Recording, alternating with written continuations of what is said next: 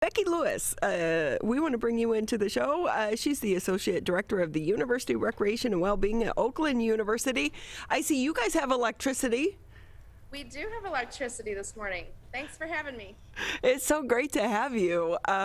Really, when you kind of feel guilty, though, when you drive down the street and you see other people without power, and then you're running the fan, the lights, the TV on upstairs, the TV downstairs, you're at the gym. Sorry. We have everything ready to go. We open at 11, so we're up and running. So with that, for all the people without electricity, the gym is a great place to go, right? Because you could tell your boss, I can't remote work today. I don't have power, but you could still get in a workout. You still can get in a workout. We're open from 11 to 7 today for our members, our students who are here, community people who want to come over and get a guest pass and join us. They're welcome to come on in. How does that work with the community? Community members can join. They can come in, like I said, with a guest pass. We do offer those, but they can also purchase memberships. We offer a 1-month, 4-month, and a 12-month option for anyone who wants to join and participate in what we have to offer here at Oakland. Wow, I wish I lived a little bit closer because I'd be in on that, especially the 1 month. There's nothing worse than these, like, oh, it's a 5-year and your first baby contract type thing with the gym. No, we allow people to have an opportunity to try us out, and then they can always extend it if they'd like to continue on with us. So, Becky, what's it been like for you and your staff throughout the pandemic? Because the gyms really were some of the last ones to be able to reopen. Absolutely. We waited every day like everybody else. And then last fall, we were able to reopen. We've had abbreviated hours for this entire year and through the summer. So 11 to 7, like I mentioned. We anticipate being full speed in the fall where we open at 5:30 in the morning or 6. And we're still negotiating some hours and figuring out what's going to work best for the campus community.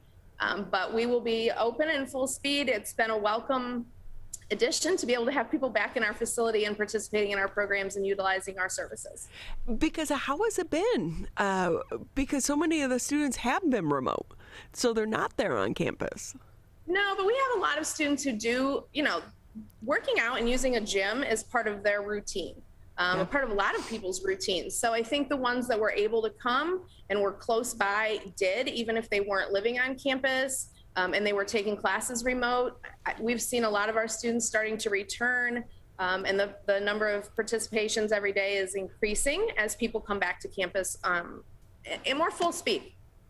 I will say I found it a little bit crazy that through the pandemic, the liquor stores were allowed to be open, but the gyms were not, because we know for so many people, working out and having that routine is vital, not only to their physical health, but their mental health as well. Right. Physical and mental health go hand in hand. I think it's imperative that people try and stay physically active as best as possible. When we were shut down, we did offer some outdoor programming so that people could come and engage with us as best as possible. We will continue some of that. We have the fitness court out in front of our facility, so that will continue. But again, we're going to continue with our in-person classes and programs, some virtual. We also have a library of fitness classes people are able to tap into. So depending on a person's comfort level and how they feel about re-engaging in person, they're going to have different options if they join with us. So you mentioned a library of fitness classes. Is that online? Yeah, they can access it through our Facebook. They don't have to be a Facebook user. They can just go in and use OU RecWell on our Facebook page, and a lot of our group fitness classes are there. We switched over, like a lot of gyms did during the pandemic in the early days, to get people recording classes online. So there are options for people at every level. We are excited, though, to bring back our in-person classes this fall, and we will have a full schedule. And how is that going to look? If I'm a student, is that included in my tuition?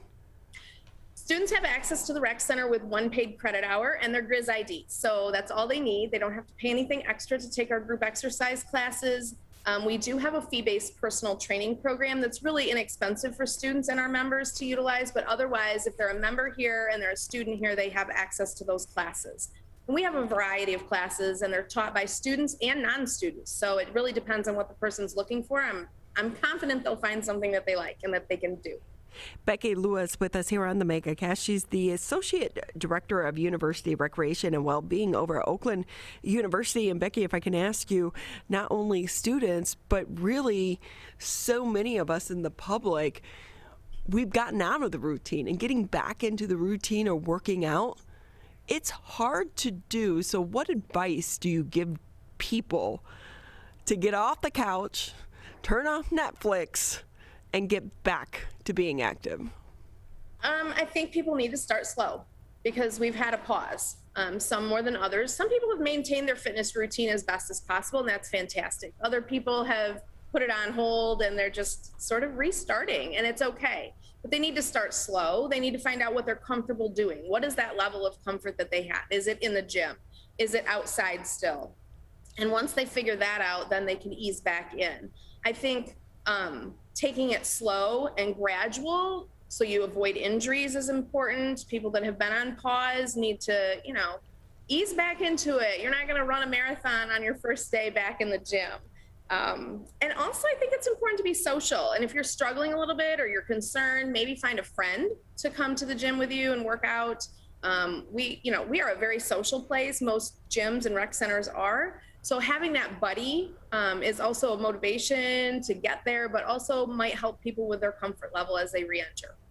And with that, can we, obviously, we have to talk a little bit about how have things changed for people when they return to the gym, because while sanitation and masks were all the rage, not all the rage, but we were all utilizing them. As we've started to emerge out of the pandemic, we are seeing people not doing that quite as often as what we were in the beginning and the middle.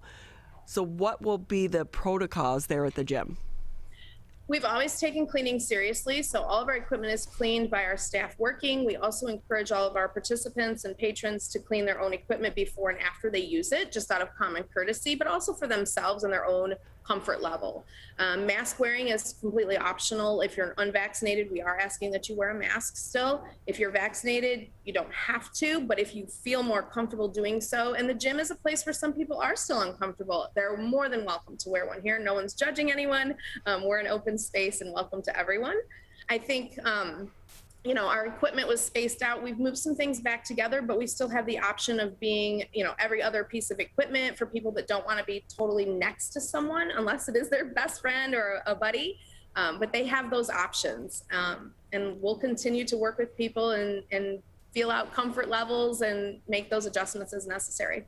I will say there's nothing more irritating when you go to the gym and there are 20 empty treadmills and some stranger wants to come jump on the treadmill right next to you. Stay away from me. No, go down.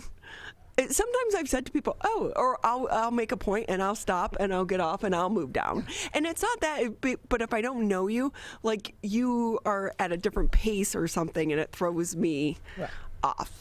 So there's a little bit of gym courtesy there. There's always people that have, don't understand people's personal space limitations. But I do think with COVID, people are more respectful of that and they are looking and they're choosing, they come in here in the fitness center. I'm sitting in the fitness center right now. They walk in, they have their choice of a lot of different pieces and they can space themselves out. So that could be the benefit coming out of COVID. People are a little bit more aware. And I will say you also mentioned wipe down the equipment before and after, just as not only as a courtesy, but for your own safety. Because even though the gym cleans the equipment, you can't always do it in between every use. And I will say years ago, one of our, sweep stories was to go in and do the swabs on some of the equipment in gyms and stuff. Well, of course you're going to have germs, Right. So for people, that's why they have the sanitizer. That's why they have the wipes. When we first reopened, we did a system where we had a card on every piece of equipment. When someone got off, it got turned. So then the students working would clean the piece and they would flip it over so the next user would know that that piece had been cleaned. But I do think for everyone's own personal comfort level, it is a good idea to always wipe down your equipment before you even start, just out of habit. Right. We don't want your cooties. No. No. I will say, so there's always that one person though when you go to like a spin class, and I don't mean to pick on guys, Tyler, but It's it's fine, go for typically it. a guy. We deserve it. And they are just a huge sweat box. And when they get off, like the whole area around them is dripping in sweat. Yeah, and they're- it's they're like, disgusting. kind of clean that up, Right. you know? I Don't don't know. walk away The from next that. class is waiting to come in behind you. So be Right. be courteous. Yes, we have mops, we do it all, but yes, there's always that person. So Becky, with that, if the general public is interested in joining, what are the typical fees? It depends on their situation. Anywhere from 30 to 100, it goes up to $400 for the annual fees. I would encourage someone who's interested to use our RecWell portal. It's called myrecwell.oakland.edu, and they can go in and click on memberships, and it'll give them all of their options. We also have a a monthly renewal function now that is new for us that they can access as well if they do want to auto renew instead of doing the 1 month, 4 month, or just flat out paying for a 12-month upfront. So with that as well, Becky, if I could ask you, what type of equipment do you have? And is it classes as well, or just pretty much the hard equipment? No, if someone joins the rec, they have access with their membership to our fitness center, which is where I'm sitting. And we have over 150 pieces of different equipment, cardiovascular, selectorized, free weight. And it's a mix of different brands and styles because we have a lot of different users that come in here. We also have, they will also have access to our classes. So whatever is on our group exercise schedule, they can utilize. That's included with their membership. We have the track, we have the basketball courts, we have our Olympic-sized swimming pool for lap swim. So they're welcome to use any of the open spaces in the facility as part of their membership. And not only a great time, because I think everyone has talked about instead of the freshman 15, it's the COVID 20. Absolutely. I think there's value in everybody getting back to the gym in some format. Absolutely. Well, Becky, we so appreciate your time. Thank you. Thanks for having me. It was a pleasure. Well, and I hope you get a chance to enjoy the summer, because the students, I know so many of them will be back on campus this fall, and it will probably be a little bit busy for you guys. It will be busy. We're gearing up now. It's a few short weeks away and it all starts all over, but we're excited because, like everyone, we want to be back to whatever the new normal is, and welcome all of our new students and students who, didn't even have the full first year experience and even second year experience. So we're happy to have them back. Well, again, Becky Lewis with us, Associate Director of University Recreation and Wellbeing over at Oakland University.